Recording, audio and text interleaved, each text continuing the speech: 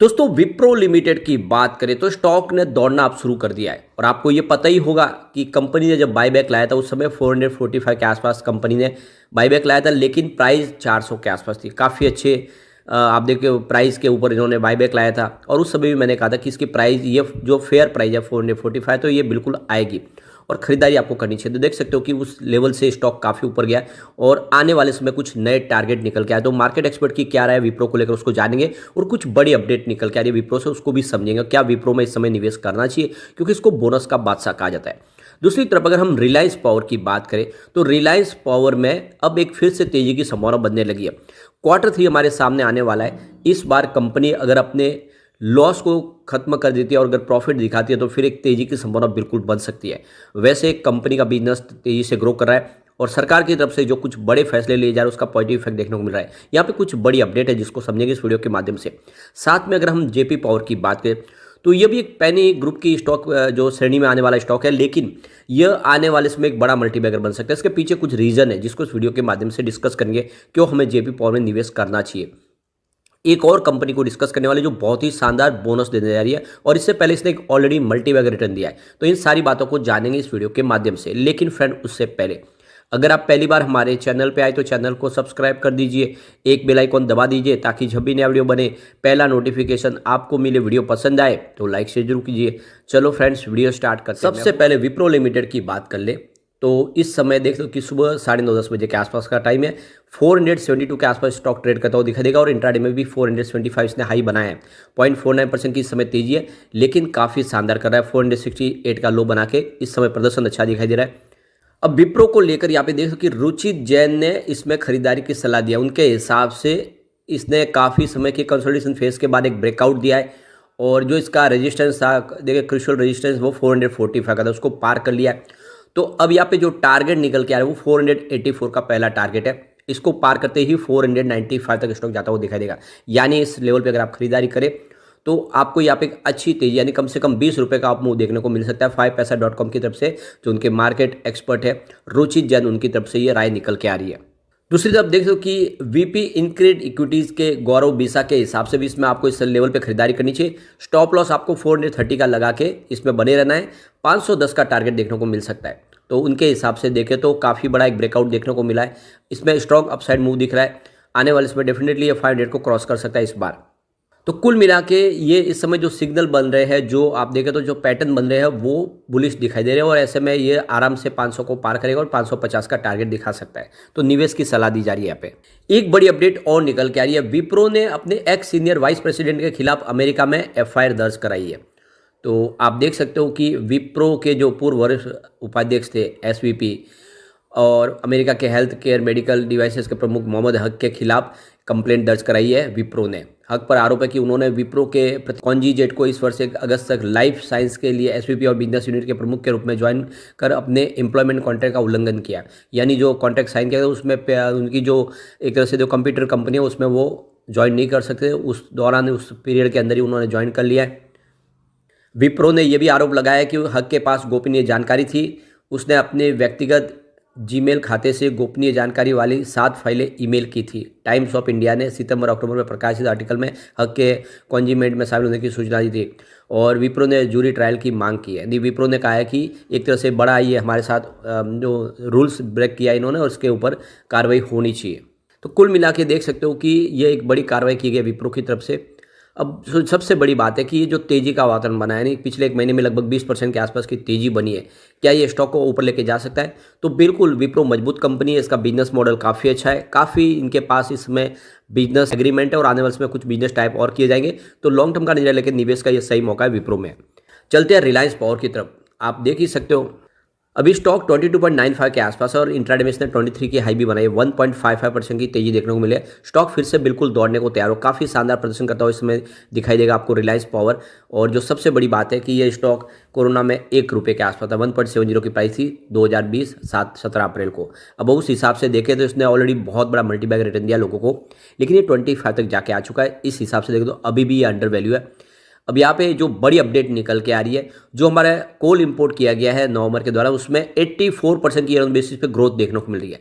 तो जिस तरह से कोल इंपोर्ट किया गया है 84% ज़्यादा, उसका मतलब ये है कि इलेक्ट्रिसिटी जनरेशन ज़्यादा हो रहा है, कोल की डिमांड बढ़ रही है, इसका मतलब पावर जनरेशन डिमांड बढ़ रही है, तो सीधा फायदा पावर सेक्टर की कंपनियों को होगा, जिसमें रिलायंस पावर भी शामिल है और जेपी पावर भी शामिल है।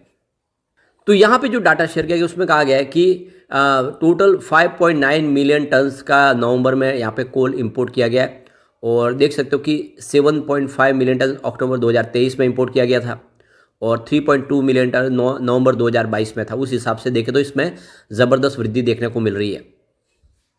इंडिया का जो एनर्जी कंजम्पशन है उसमें 8.5% की ईयर ऑन बेस पे वृद्धि देखने को मिली है, करीब 120 बिलियन यूनिट की यहाँ पे वृद्धि देखने को मिली नवंबर 2023 के दौरान, और देख सकते हो कि ये अक्टूबर में 139 बिलियन यूनिट के आसपास थी। इसका मतलब इलेक्ट्रिसिटी कंजम्पशन बढ़ा, और इसका सीधा फायदा आने वाले समय में इस सेक्टर को मिलेगा, और इससे संबंधित कंपनियां, चाहे वो रिन्यूएबल एनर्जी के सेक्टर की कंपनियां हो या फिर जो थर्मल पावर प्लांट पे काम करने वाली कंपनियां, सबको बेनिफिट मिलेगा। और एक जो बड़ी अपडेट निकल के आ रही है, टाटा पावर के जो एमडी है, सीईओ प्रवीर सिन्हा, उनकी तरफ से कहा गया है कि इंडिया की जो इकोनॉमी, जो $5 ट्रिलियन की इकोनॉमी बनने जा रही है आने वाले समय, तो उसमें सबसे जो बिग रोल प्ले करेगा वो पावर सेक्टर होगा। पावर सेक्टर के बिना इंडिया $5 ट्रिलियन की इकोनॉमी नहीं बन सकता है। तो आप समझ सकते हो पावर सेक्टर को इस समय सरकार की तरफ से भी राहत देने की जरूरत है, क्योंकि इसके बिना कुछ नहीं होगा। हर इंडस्ट्रीज़ के लिए पावर जरूरी है, और आप समझ सकते हो ये जो बातें ये साबित कर रही है कि सरकार आने वाले समय इस सेक्टर को और भी ज़्यादा सपोर्ट करेगी।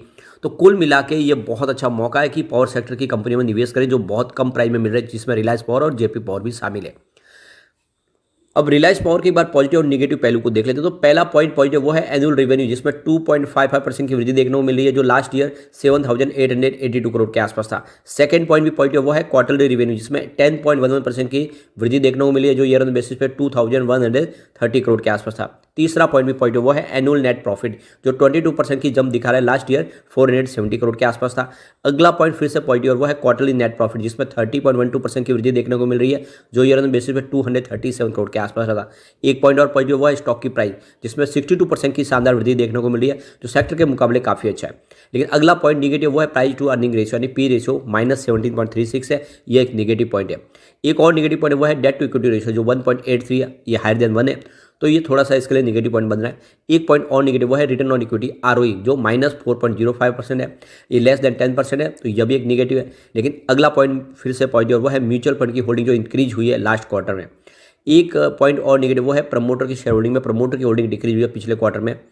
एक और पॉइंट निगेटिव वो है इंटरेस्ट कवरेज रेशियो, जो 0.88 है, लेस देन 1 है, तो यह इसके लिए निगेटिव पॉइंट है। लेकिन अगला पॉइंट पॉजिटिव वो है प्रमोटर के शेयर जो है इस समय जीरो प्लेज है, कोई भी गिरवी शेयर नहीं है। अब यहाँ पे पॉजिटिव पॉइंट की अगर हम टोटल बात करें, तो यहाँ पे पॉजिटिव पॉइंट आपको यहाँ पे टोटल 7 दिखाई देंगे। बात करें अगर हम निगेटिव पॉइंट की, तो ये 5 आपको दिखाई देंगे। तो जो पलड़ा भारी है वो यहाँ पे आपको पॉजिटिव पॉइंट का ही है। इसका मतलब रिलायंस पावर की सेहत आने वाले समय और शानदार सुधर सकती है, और ये आने वाले समय आपको मालामाल कर सकता है इस लेवल पे अगर आप इंटीग्रेट हो। चलते हैं जेपी पावर की तरफ। 14.15 स्टॉक इस समय, जहाँ पे 1.43% की तेजी देखने को मिल रही है। वैसे पिछले 6 महीने में स्टॉक ने बम्पर रिटर्न दिया है 135% का। 6 रुपये का जो स्टॉक था इस समय 14 के आसपास है, और देख सकते हो कि बहुत ही मजबूत कंपनी है। इसके फंडामेंटल भी काफ़ी अच्छे है। मार्केट कैप 9,561 करोड़ का है, करंट प्राइस की 14 की है। लो अगर आप देखें तो 5.15 और हाई 15.30 का है। स्टॉक का पी 120 है। बुक वैल्यू इसके 15.60, तो आप देख सकते हो कि अभी फिलहाल अपनी बुक वैल्यू से स्टॉक नीचे है। आरओसी 5.16% है और आरओई 0.57% है। Face value 10। फंडामेंटल ठीक लग रहे पेनी स्टॉक होने के बावजूद। सबसे जो बड़ी बात है, कंपनी लगातार अपने डेट को कम कर रही है। यहाँ पे देख सकते हो कि इनका जो डेट है वो 47.6 बिलियन रुपीज़ के आसपास है, जो मार्च के पहले 50.8 बिलियन रुपीज़ के आसपास था, और इस समय कंपनी के पास 1.80 बिलियन रुपीज़ का कैश फ्लो भी है। तो ऐसे में जो अभी जो नेट डेट बन रहा है वो 45.8 बिलियन रुपीज़ के आसपास है। ये बहुत अच्छी बात है, कंपनी लगातार अपने कर्ज को कम करी है और काफ़ी अच्छे रिजल्ट भी दे रही है। सेल्स देखें तो दिसंबर 2022 में जहाँ पे 1201 करोड़ के आसपास था, जो सितंबर 2023 में बढ़ के 1350 करोड़ तक पहुंच गया। इसके अलावा ऑपरेटिंग प्रॉफिट बढ़ा दिसंबर 2022 में, जहाँ पे मात्र 10 करोड़ का ऑपरेटिंग प्रॉफिट था, जो सितंबर 2023 में बढ़ के 411 करोड़ तक पहुंच गया है। नेट प्रॉफिट दिसंबर 2022 में 218 करोड़ का भारी भरकम लॉस था, इस बार 69 करोड़ का प्रॉफिट हुआ है। कुल मिला के प्रदर्शन बहुत अच्छा है। ऐसे में जेपी पावर में निवेश किया जा सकता है, जैसे कि बाजार में तेजी की संभावना बनेगी, जेपी पावर दौड़ेगा जरूर। अब चलते हैं उस स्टॉक जो हमें बहुत ही शानदार यहाँ पे बोनस देने जा रही है, 2-1 के रिस्क में बोनस देने जा रही है। एक शेयर के ऊपर 2 शेयर बोनस देने जा रही है, और काफ़ी शानदार इसने रिटर्न दिया है। 180 दिन में 182% का बम्पर रिटर्न दिया है स्टॉक ने। तो यहाँ पे हम बात कर रहे हैं network people service technology limited की। तो IT बेस्ड एक कंपनी है। अब इसका प्रदर्शन अगर आप देखें तो 9852 का लो है, लेकिन जो हाई है वो 2432 का है। बम्पर रिटर्न दिया है स्टॉक ने, लगातार दौड़ लगाई है, और अब यहाँ पे कंपनी आपको 2-1 के रिस्क में बोनस जारी करने जा रही है। फिलहाल अभी इसकी रिकॉर्ड डेट नहीं आई है, तो आप इस समय दाव लगा सकते हैं। अब यहाँ पे अगर हम कंपनी के बिजनेस की बात करें, ये कंपनी आप देखें तो सॉफ्टवेयर और मोबिलिटी सॉल्यूशन प्रोवाइड करती है, बैंकिंग और फाइनेंशियल सेक्टर के लिए पेमेंट सॉल्यूशन प्रोवाइड करती है। काफ़ी अच्छा मतलब बिजनेस आईटी सेक्टर में मजबूत कंपनी है और आने वाले समय इसका प्रदर्शन और अच्छा दिखाई दे रहा है। तो कुल मिला के अगर आप लॉन्ग टर्म इन्वेस्टर तो निवेश कर सकते हैं। स्प्लिट के बाद यानी जो बोनस के बाद इसकी जो प्राइस कम हो जाएगी तो फिर से तेजी के साथ आगे बढ़ने की संभावना होगी।